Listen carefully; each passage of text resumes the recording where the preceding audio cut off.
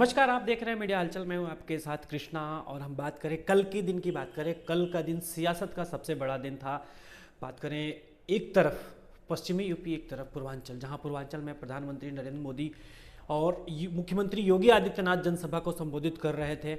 वहीं पश्चिमी यूपी में पूर्व मुख्यमंत्री समाजवादी पार्टी के राष्ट्रीय अध्यक्ष अखिलेश यादव और जयंत चौधरी की जोड़ी जबरदस्त हुंकार भर रही थी पश्चिमी यूपी मेरठ में।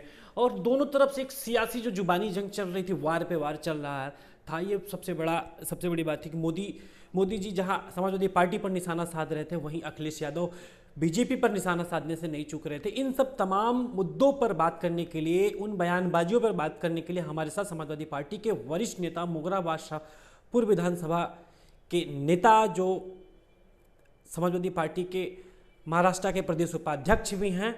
हम इनसे सबसे पहला सवाल आपसे यही, कल प्रधानमंत्री मोदी जी ने कहा कि लाल टोपी उत्तर प्रदेश के लिए खतरे की घंटी, इनसे सावधान है। आप लाल टोपी लगाए भी हैं और लाल टोपी को लेकर एक बार विधानसभा में भी हंगामा हुआ। लाल टोपी को लेकर योगी ने कहा था कि 1.5 साल का बच्चा लाल टोपी वालों को देख के डरता है, रोता है। तो कल प्रधानमंत्री ने भी गोरखपुर से इस लाल टोपी का जिक्र किया है। देखो, लाल जो कलर है टोपी का, ये हम समाजवादियों की शान है। और लाल कलर क्रांति का प्रतीक माना जाता है। और हम सब इंसान का कलर भी ब्लड का लाल होता है। अब मोदी जी को ये मालूम है कि भाजपा की यहाँ सरकार जा रही है। इनके पास इनके खुद के सर्वे भी पहुँच चुके हैं। इनकी 100 सीट के ऊपर या 50 सीट के ऊपर रहने वाली नहीं है, क्योंकि जुमलेबाजी किए, झूठ बोले, लोगों को बरगलाया, वो इनका कोई अब काम में नहीं आया। प्रदेश की जनता ये जान चुकी है कि इनसे बस की प्रदेश चलाने वाला कोई है नहीं।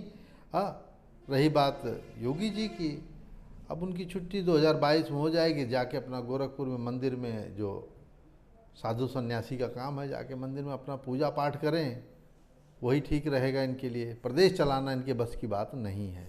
लाल टोपी के अलावा जिस तरह से लाल टोपी पे कल सियासत हुई है, उसके बाद योगी जी ने तो ये भी कहा है कि उत्तर प्रदेश में असंभव को भी संभव बनाया है बीजेपी सरकार ने। जो काम असंभव था उसको भी संभव कर दिखाया है। हाँ, बताया है। अभी थोड़े दिन पहले, 2 दिन पहले, प्रयागराज में पुलिस चौकी में एक महिला का बलात्कार करने की कोशिश की गई। लोग परेशान हैं, किसान परेशान हैं, युवा परेशान हैं। अभी जो पेपर इनका आउट हो गया, 21 लाख बच्चे लोग फॉर्म भरे थे। आप बताइए, यह लोग जानबूझ के लगता कराते हैं। शायद उसमें भाजपा का कोई भाई है, उसका लास्ट में हाथ नज़र आ रहा है, ऐसा न्यूज़पेपर में आया था। अब इनकी कहानी ये है, युवाओं को रोजगार दे नहीं पा रहे हैं। मैं तो ये बोलता हूँ योगी जी को या मोदी जी को, मोदी जी 2014 के पहले वाला अपना जितने इन्होंने वादे किए थे, उन्होंने कितने पूरे किए, वो देख लें। और फिर उनको समझ में आ जाएगा देश का उन्होंने वादा क्या किया था और काम किया क्या। इनका वही काम है, जो वादे किए वो पूरे एक भी नहीं किए। जैसे इन्होंने बोला था गैस सिलेंडर का रेट कम कर दूंगा, आज गैस सिलेंडर 1000 रुपये के पार हो गया। डीजल पेट्रोल का रेट 100 रुपये के पार हो गया। 2 करोड़ रोजगार देने के लिए बोले थे ये, और 2 करोड़ रोजगार इन्होंने ले लिया। जीएसटी लाएंगे बोले थे, एक देश एक टैक्स, ऐसा माहौल बनाए, ऐसा झूठ बोला इन्होंने कि देश में केवल जीएसटी रहेगा और बाकी कोई टैक्स वैक्स रहेगा नहीं। और नोटबंदी लाया, और आज तक देश को ये नहीं बता पाए कि नोटबंदी से देश का क्या फ़ायदा हुआ। जबकि उस समय के गवर्नर रघुराम राजन जी ने बोला था कि अगर नोटबंदी आप कर रहे हैं तो देश की अर्थव्यवस्था सारी बर्बाद हो जाएगी। हुआ वही जो डबल इंजन की सरकार बोलते हैं। जितनी इसकी जीडीपी 10% थी, आज उतनी माइनस में चल रही है। आप डबल इंजन सरकार की बात कर रहे हैं। मोदी जी तो अब कल गोरखपुर एक मंच से उन्होंने कहा कि डबल इंजन की सरकार, उत्तर प्रदेश का डबल इंजन की सरकार होने की वजह से उत्तर प्रदेश दोहरी गति से विकास हुआ। और आप लोग कह रहे हैं कि भाई विकास ही नहीं हुआ। विकास कहाँ हुआ?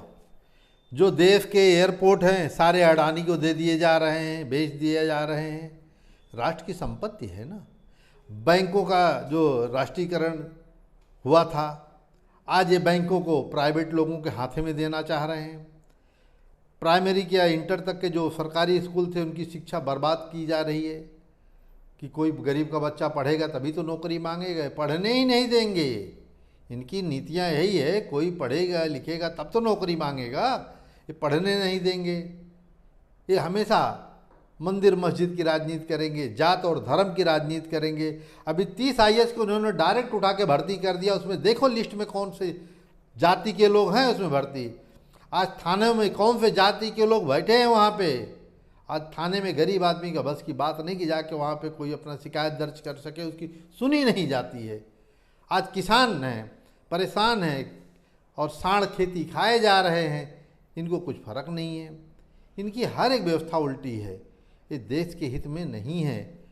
जैसा अंग्रेज जुल्म करते थे देश की जनता के ऊपर, किसानों के ऊपर, युवाओं के ऊपर, ये तो अंग्रेज से ज़्यादा जुल्म कर रही भाजपा सरकार अपने देश के जवानों के ऊपर, किसानों के ऊपर। आप देख लीजिए, एक वर्ष हो गया, किसान बैठे थे, 700 किसान शहीद हो गए, इनके पास 7 किसान का भी डाटा नहीं है। तो लाल टोपी वाले से डरते क्यों? हमेशा लाल टोपी को लेके ये लोग मुद्दा क्यों बना रहे? ये सांड वाले हैं ना, इसलिए सांड भड़कता है लाल टोपी देख के। वो लाल कलरवा देखता ही वो तमतमाने लगता है।